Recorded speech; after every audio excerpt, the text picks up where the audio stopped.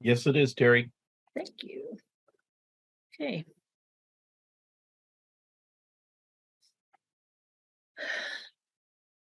Good evening. I'm Terri Strandberg. I'm a principal planner in PDS with Snohomish County.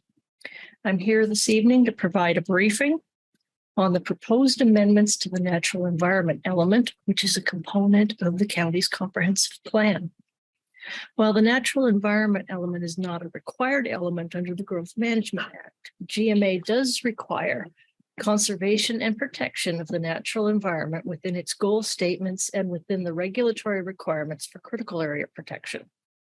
Plus, there are numerous additional natural environment related statutory requirements in other state and federal laws. The natural environment element lays out the county's approach overall for the natural environment conservation and protection.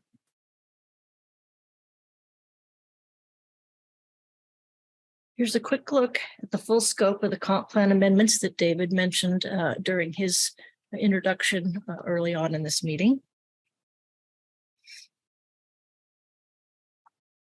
It addresses the full scope of the briefings under the comprehensive plan for the update. And here we are in May with the natural environment, and Carol will be on shortly for Parks and Recreation. And take note that urban tree canopy will be addressed in June. This set of policies will be included in the natural environment element, but it is running about a month behind the rest of the natural environment chapter.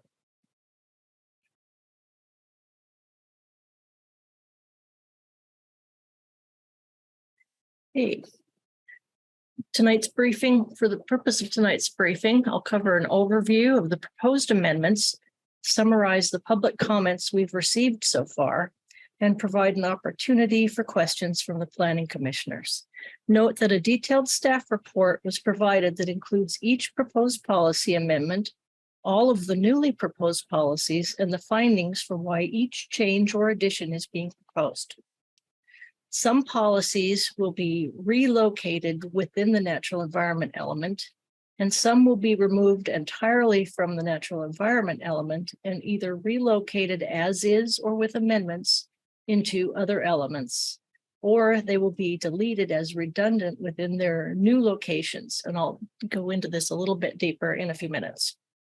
Also, keep in mind there are several goals, objectives, and policies that are not changing under this natural environment element proposal and are therefore not included in the table attached to the staff report, but they are expected to remain intact in the natural environment element in full.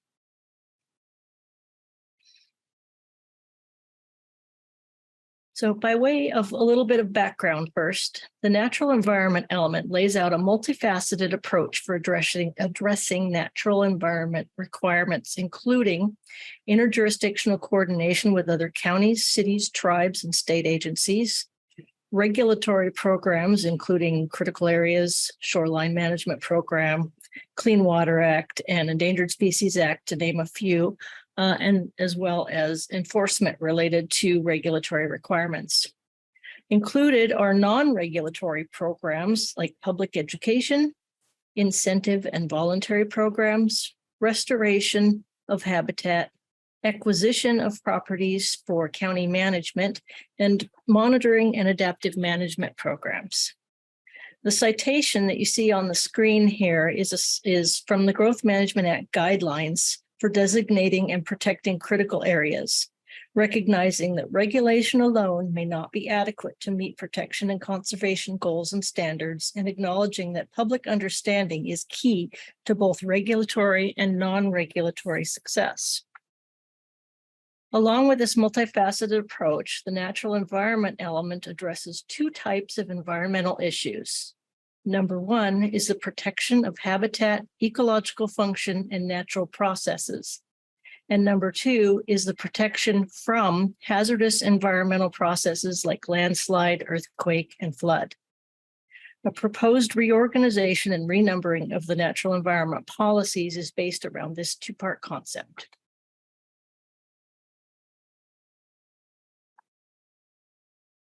So where did the proposed amendments come from? All of the proposed amendments have a foundation in one or more of the sources identified on this slide. Context for the proposed amendment comes from the Growth Management Act and its interjurisdictional requirements at the regional and county level with the respective policy direction, specifically coming from Vision 2050 and the multi-county planning policies, and from Snohomish County Tomorrow's adopted countywide planning policies. In addition, there are state and federal laws like those listed here, also which provide policy foundation. Note that this is only a few in the list. These are the primary ones that came to my mind when preparing this slide. Also, we have, for supporting the policies, direction from the county executive and the county council, reflecting the priorities and interests of their constituents. And in this case, the two primary pieces that are coming from this source are the urban tree canopy policies and the future groundwater demand and how to address issues related to that. So generally speaking, the proposed amendments can be characterized as new goals, objectives, and policies to reflect new policy direction that had not been included in the natural environment element in the past. Substantive amendments to existing goals, objectives, and policies, and then housekeeping or minor wording changes that don't add additional direction or introduce new concepts. The next 3 slides will describe each of these characterizations more fully and summarize proposed topics addressed in the updated policy language. Okay, to summarize the new goals and objectives and policies that are included in the natural environment element, this slide shows a listing of the direction and emphasis. The ecosystem values attributed to trees, equity and public health benefits. This source is coming largely from the multi-county and countywide planning policy realm. Puget Sound Regional Council's Regional Open Space Plan, which also has some directives for local planning. Interjurisdictional coordination for continuity of habitat corridors and riparian functions. Groundwater protection, preferring connection to existing systems over drilling new groundwater wells wherever feasible. Integrated floodplain management strategies that are being developed and analyzed in our Surface Water Management Division. And public health relating to air quality, light pollution, water quality, and natural hazards. And then there's the new urban tree canopy proposal, which will be part of the natural environment element. Those will be coming to you in June, as I mentioned previously. The substantive amendments can be summarized as addressing a reorganization of the existing policies around the 2-tier concept I mentioned earlier, protection of the environment versus protection from environmental hazards, plus removal and relocation of current goals 9, 10, and 11, and the corresponding objectives and policies related to solid waste and to climate change that are contained in under goals 9, 10, and 11. And as already mentioned, some will be removed some will be moved as is, some may be amended, and some may be deleted as redundant in their new locations. The solid waste policies will be found in the newly configured capital facilities and utilities element, and the climate change policies will move into the new climate change and resiliency element that was being discussed just a moment ago. Both of these elements are scheduled for briefing in July. Substantive amendments will also address recognition of the planning work done by watershed groups within the county and by the Puget Sound Partnership, groundwater protection strategies, linking protection strategies to best available science. This is a long-standing requirement of the Growth Management Act and the Shoreline Management Act. Focus on anadromous fish, which is another GMA special requirement, and policy support for ongoing and new programs.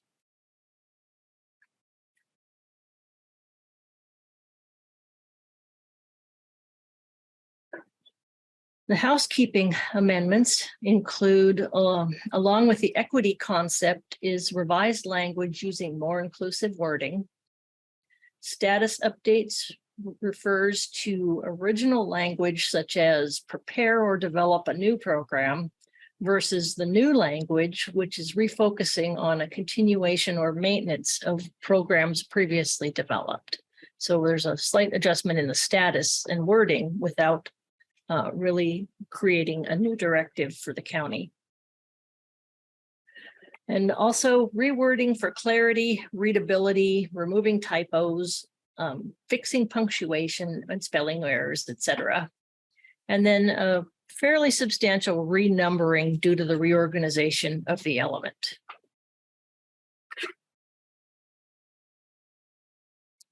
Public participation to date has included a 30-day public comment period between February 1st and March 2nd of this year.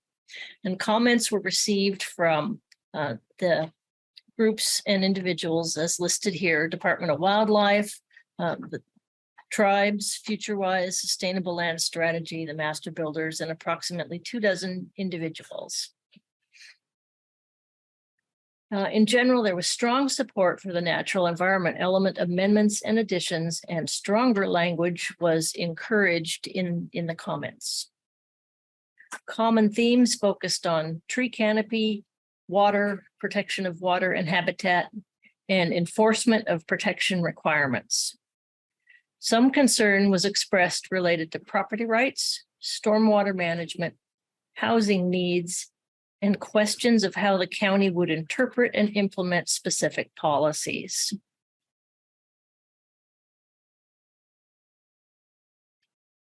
Next steps include staff will review the comments received tonight, or comments or questions, and determine if any further amendments are needed. All questions not answered tonight will be responded to via email. And in September, we're planning to provide a recap and overview of all the comp plan element briefings that occurred between April and August. So you'll get to hear some of these issues again, or ask questions at that point. Public hearings are expected to take place beginning in October of 2023.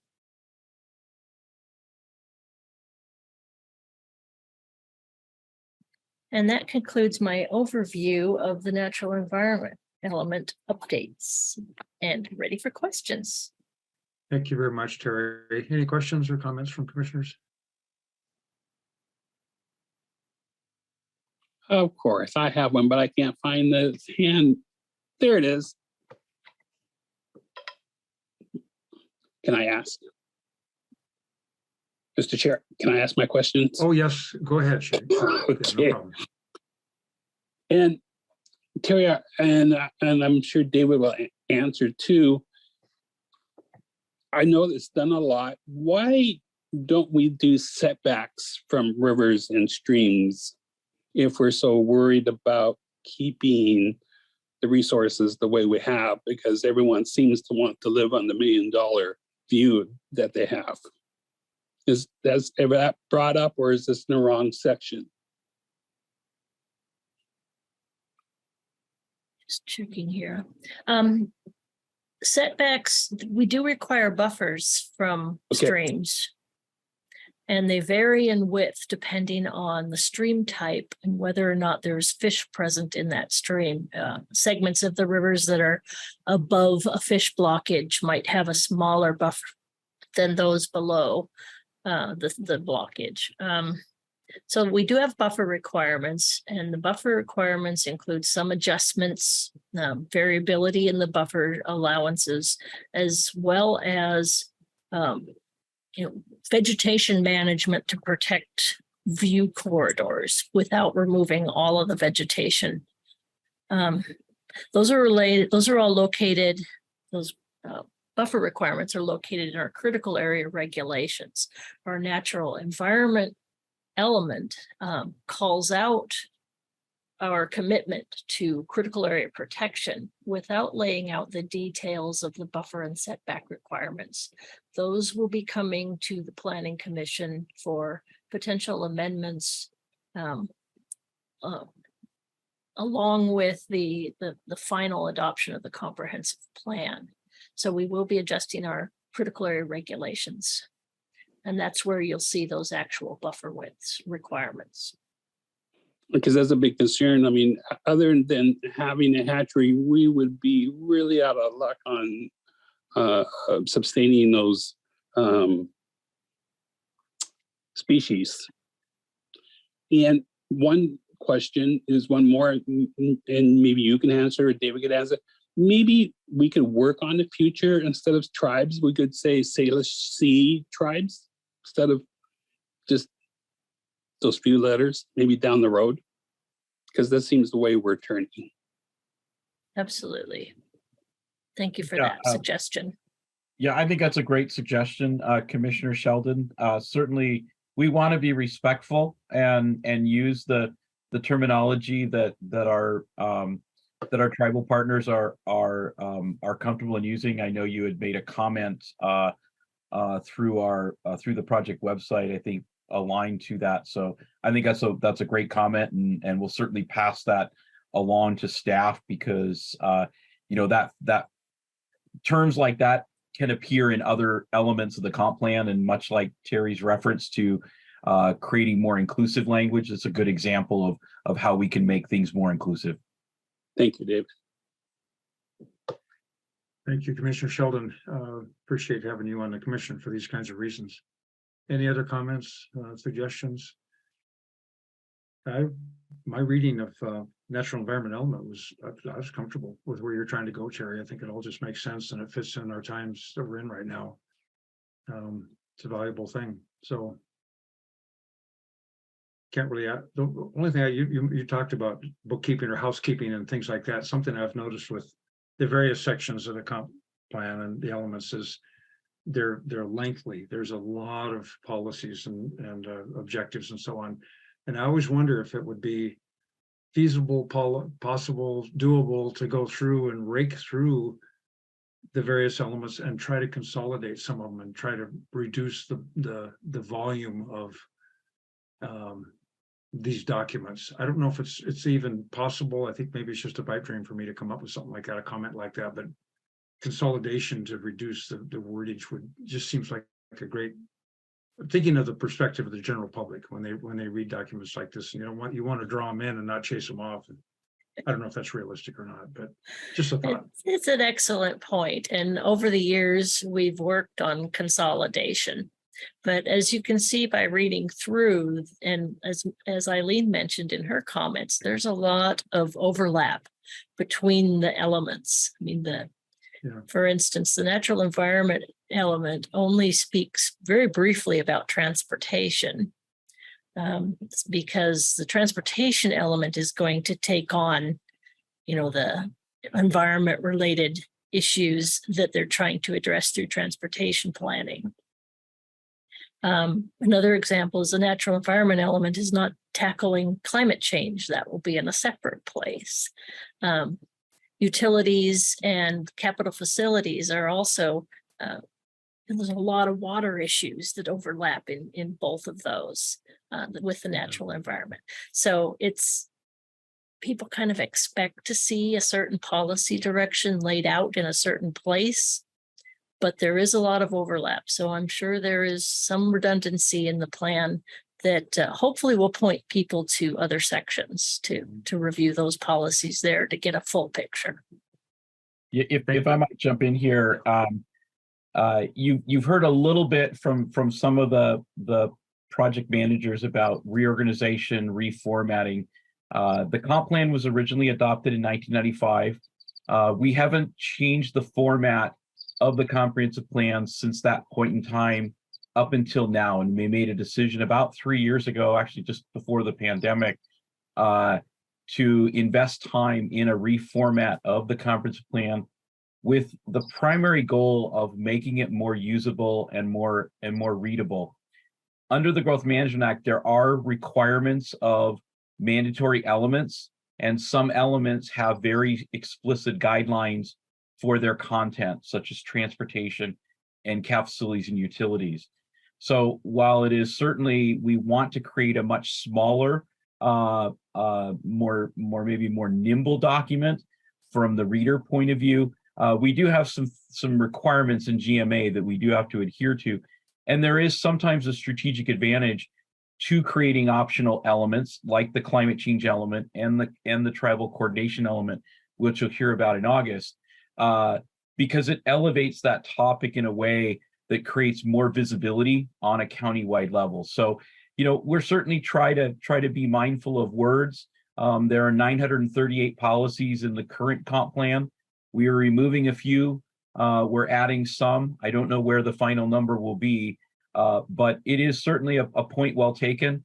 And it is something that we've looked at as part of the reforming exercise to make it a much more usable document to not only the folks who work in the county, but those people who live, recreate, et cetera.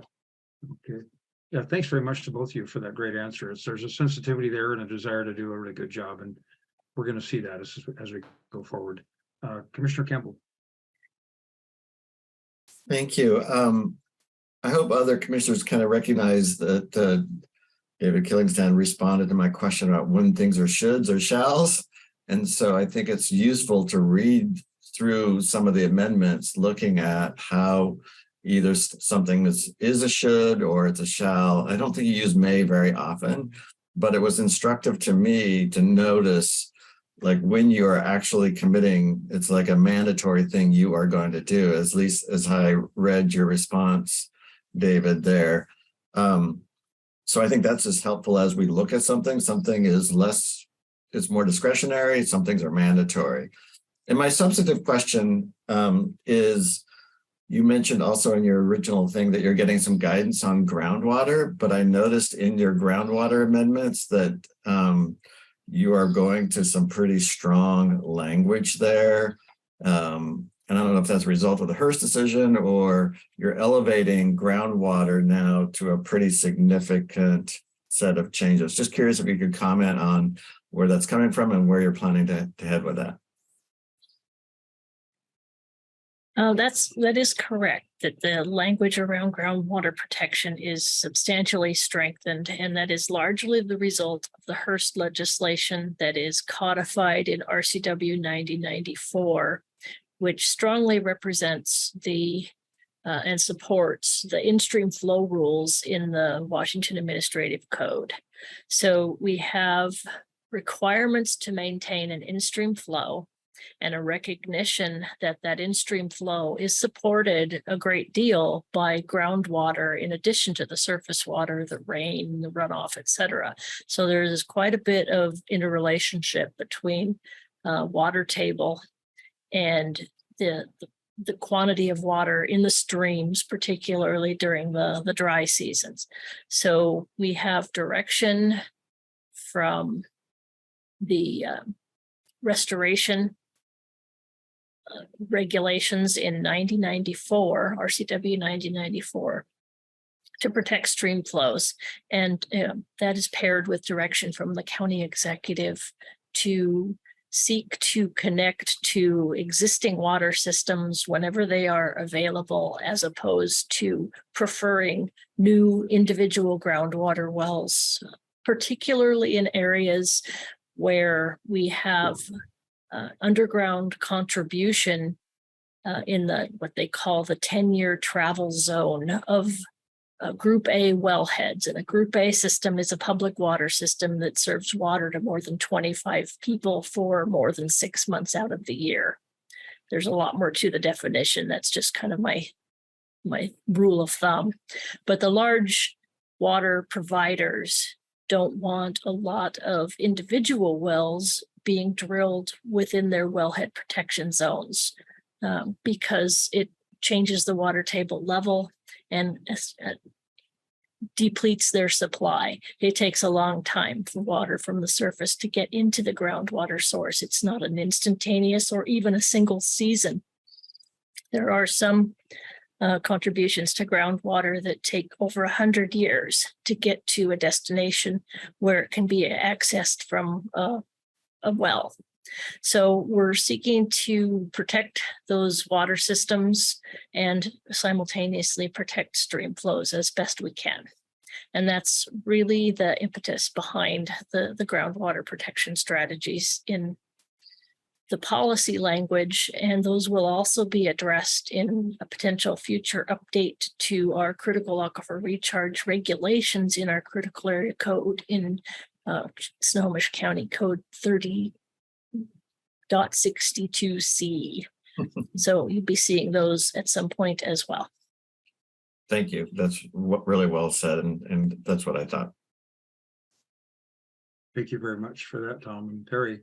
I was reading articles today about water rights in eastern Washington and along the Columbia River, where corporations are buying up land, and with the idea that water is the new gold. And some people are really concerned, others are saying we can handle it, but water's a big thing. Commissioner Sievers. I'm so sorry to do this. This is such a good conversation, but I have a situation brewing and I need to excuse myself early. My apologies. I'll see you next month. Okay, Angie. Thanks. Bye-bye. Yeah, bye-bye. Any other thoughts at this time on the natural environment element? For Terry or David? Okay, seeing none, thank you very much, Terry. Very informative. You really know what you're talking about there. Appreciate that.